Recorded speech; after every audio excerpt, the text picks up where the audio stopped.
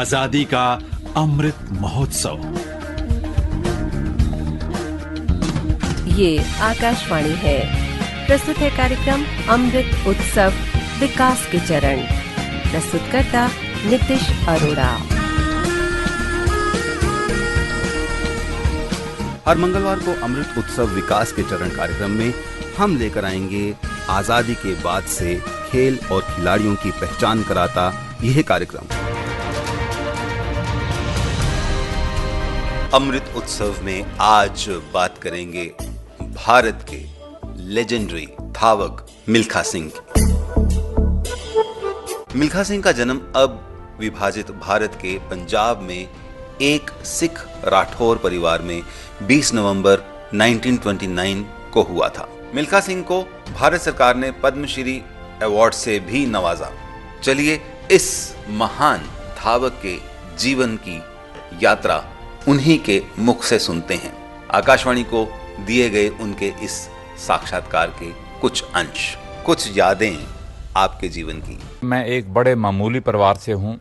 मैं राजपूत फैमिली को बिलोंग करता हूँ। मेरे बाप जो थे एक बड़े मामूली ज़मींदार थे।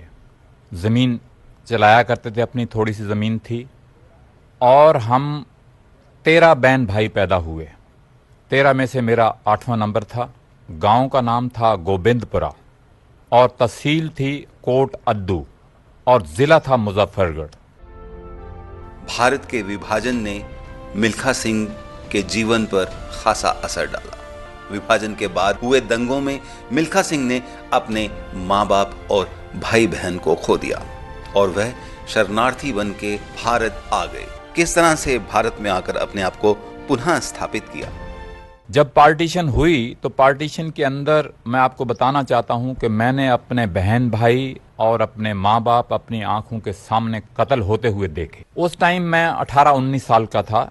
मैंने लड़ाई वहां पे पूरी देखी। रात को जब हमला हुआ तो मैं वहां से उस लड़ाई में से अंदर से निकला, भागा और गांव के पास झाड़ियाँ होती हैं उनके अंदर छुपा। वहां से निकल के जो हमारे ट्रेन आती थी, स्टेशन हमारा करीबन कोई हमारे गाँव से 6-7 मील था और वहां से मैं वहां पहुंचा। वहाँ से पहुँच के और जनाना डिब्बे के अंदर बैठ के मेरे 3 भाई मारे गए और मेरी एक बहन मारी गई। हम जो हैं 4 आदमी यहाँ पे बच के आए पाकिस्तान से यहाँ पे हिंदुस्तान के अंदर। भारत पहुँचने पर दिल्ली में अपनी शादीशुदा बहन के घर कुछ दिन रहे और उसके बाद शाहदरा इलाके में एक पुनर्स्थापित बस्ती में भी रहे। तो दिल्ली रेलवे स्टेशन के ऊपर मुझे 15-20 दिन गुजारने पड़े और फिर रेडियो पे अनाउंसमेंट आया करती थी। अगर कोई किसी का रिश्तेदार बचा हो तो वो बताया करते थे कि फ़लाने का रिश्तेदार शाहदरा में है, फ़लाने का रिश्तेदार गाज़ियाबाद में है, कोई किसी का कहीं है, किसी का कहीं है। तो तब जाके मेरी जो एक सिस्टर थी वो सिंध हैदराबाद में उसकी शादी हुई थी, वहाँ से वो बच के आई थी और उसे मुझे पाने का 15 दिन के बाद मौका मिला। तब जाके मैं शाहदरा के अंदर उसके पास गया और उनको जाके ढूंढा और सारा हालात जो है अपने घर के उनको हालात बताए। ऐसे भयानक बचपन के बाद उन्होंने अपने जीवन में कुछ कर गुजरने की ठानी। 1951 से 1964 तक मिल्खा सिंह भारतीय सेना में कार्यरत रहे। अपने जीवन के अनगिनत उतार चढ़ावों पर बात करते हुए मिल्खा सिंह, जरूर आग थी कि मैं कुछ बन के दिखाऊं। ये आग जो थी, चाहे मैं डाकू बनता, चाहे मैं स्पोर्ट्समैन बनता, मगर ये आग थी दिल के अंदर, मैं कुछ ना कुछ बन के दिखाऊं। कि जब मुझे 20-25 दिन हुए थे रिक्रूट हुए तो आपको मालूम है कि आर्मी के अंदर शाम को रोल कॉल होती है। रोल कॉल के अंदर जितने भी रिक्रूट होते हैं या जितने भी सिपाही होते हैं वो सारे वहाँ पे हाजिर होते हैं। वहाँ गिनती होती है और रिपोर्ट दी जाती है कि सब कुछ ठीक ठाक है। तो उस रोल कॉल के अंदर पहली बार ये अनाउंस हुआ कि अगले हफ्ते क्रॉस कंट्री होनी है। क्रॉस कंट्री के अंदर सब के सब जो जवान हैं वो दौड़ेंगे। हम करीबन कोई 500 जवान थे और उन्होंने कहा कि 500 जवान के अंदर से जो पहले 10 लोग आएंगे उनको स्पेशल ट्रेनिंग दी जाएगी। अब मैंने इरादा मजबूत किया, दृढ़ इरादा होता ना, विल पावर जिसको कहते हैं। मैंने कहा भी मर जाना है, 10 में आना है। अब पहली बार जिंदगी में 5 मील दौड़े, कभी दौड़े नहीं इतना। तो वो आते ही जनाब मैं 6ठे नंबर पे पहुंचा। ये अब मुझे उन्होंने ट्रेनिंग देना शुरू की 400 मीटर की। तो मेरे दिल में ये था कि मिल्खा सिंह जब तो 10 मील दौड़ लेता है, ये 400 मीटर जो चौथा हिस्सा जो है मील का, ये तो कुछ भी नहीं है तेरे लिए। तो उस टाइम मैं जो था 58 सेकंड के अंदर, 58 सेकंड के अंदर मैं 400 मीटर दौड़ा तो मैं अपने सेंटर के अंदर फर्स्ट आया। और वहाँ से ही मुझे लगन लगी और उन लोगों को देखने का मौका मिला और वहाँ वो मेरा पहला स्टेप था और वहाँ से मैंने चढ़ना आगे शुरू किया। फिर एक होनहार धावक के तौर पर ख्याति प्राप्त करने के बाद उन्होंने 200 मीटर और 400 मीटर की दौड़ें सफलतापूर्वक की और इस प्रकार भारत के अब तक के सफलतम धावक बने। मिल्खा सिंह कुछ समय के लिए 400 मीटर के विश्व कीर्तिमान के भी धारक रहे। अपने लंबे जीवन काल में मिल्खा सिंह ने 1958 में कार्डिफ कॉमनवेल्थ खेलों में 440 यार्ड दौड़ प्रतियोगिता में स्वर्ण पदक, इसके अलावा 1958 के टोक्यो एशियन खेलों में 200 और 400 मीटर में स्वर्ण पदक और 1962 के जकार्ता एशियन खेलों में 400 मीटर और 4x400 मीटर रिले दौड़ में स्वर्ण पदक। अपने जीवन काल में मिल्खा सिंह चाहते थे कि वो ओलंपिक खेलों में भारत के लिए पदक ले पाए। मेरा एम वही चल रहा था कि मैंने ओलंपिक खेलों के अंदर जीतना है जाके और वो टाइमिंग को मैंने आगे ले जाना है। वो जो टाइम जो मैंने नोट करके लाया था मेलबोर्न से, वो तो मैंने उस टाइम पे तो मैं आ ही गया। इवन टोक्यो के अंदर भी वही सेम टाइम मैंने रिपीट किया। 46.6 ये एशियन गेम्स का नया रिकॉर्ड था और पहले जो रिकॉर्ड जो था 47.1 का था।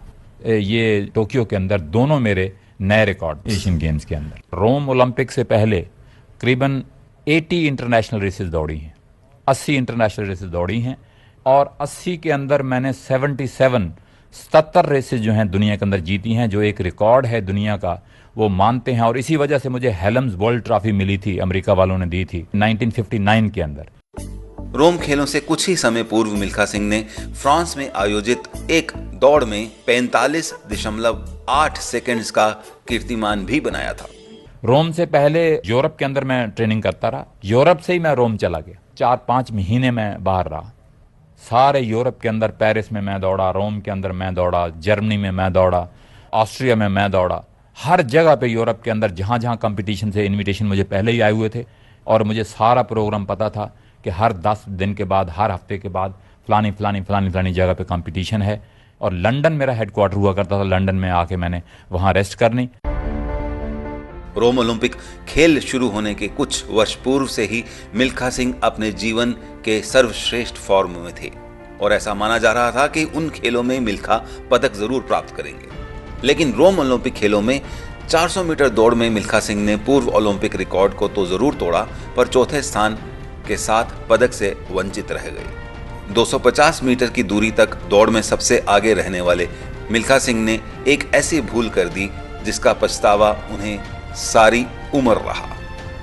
उन्हें लगा कि वो अपने आप को अंत तक उसी गति पर शायद नहीं रख पाएंगे और पीछे मुड़कर अपने प्रतिद्वंदियों को देखने लगे, जिसका खामियाजा उन्हें भुगतना पड़ा और वह धावक जिससे स्वर्ण की आशा थी, कांस्य भी नहीं जीत पाया। अपनी इस असफलता से मिल्खा सिंह इतने निराश हुए थे कि उन्होंने दौड़ से संन्यास लेने का मन बना लिया। जीवन के पूरे सफर में वो चाहते थे कि भारत को ट्रैक एंड फील्ड प्रतियोगिताओं में पदक जीतते देख पाएं, लेकिन उनके जीवन काल में ऐसा संभव ना हो सका। परंतु उनके जीवन काल में ही ओलंपिक खेलों में जेवलिन थ्रो में भारत के लिए स्वर्ण पदक जीतने वाले नीरज चोपड़ा ने उनसे मुलाकात जरूर की थी। अपने पूरे जीवन काल में मिल्खा सिंह ने अपने स्वास्थ्य पर बहुत ध्यान दिया। 12 महीने में तैयार रहता था। कैसे तैयार रहता था? मेरे लिए कोई ऑफ सीजन नहीं था। वो ये था, खिलाड़ियों को ये चीज बताना चाहता हूं कि मैं अपने आप को हर 15 दिन के बाद टेस्ट किया करता था और घड़ी के खिलाफ टेस्ट किया करता था। लेकिन सन 2021 में कोविड की महामारी से ग्रसित होने के बाद 18 जून 2021 को 91 वर्ष की आयु में वो हम सबको अलविदा कह गए। मिल्खा सिंह का जीवन हमेशा भारतीय एथलीट्स को प्रेरणा देता रहा है और देता रहेगा। आज के अमृत उत्सव में इतना ही। आजादी का अमृत महोत्सव। अभी आप सुन रहे थे कार्यक्रम अमृत उत्सव विकास के चरण। प्रस्तुतकर्ता नितिश अरोड़ा।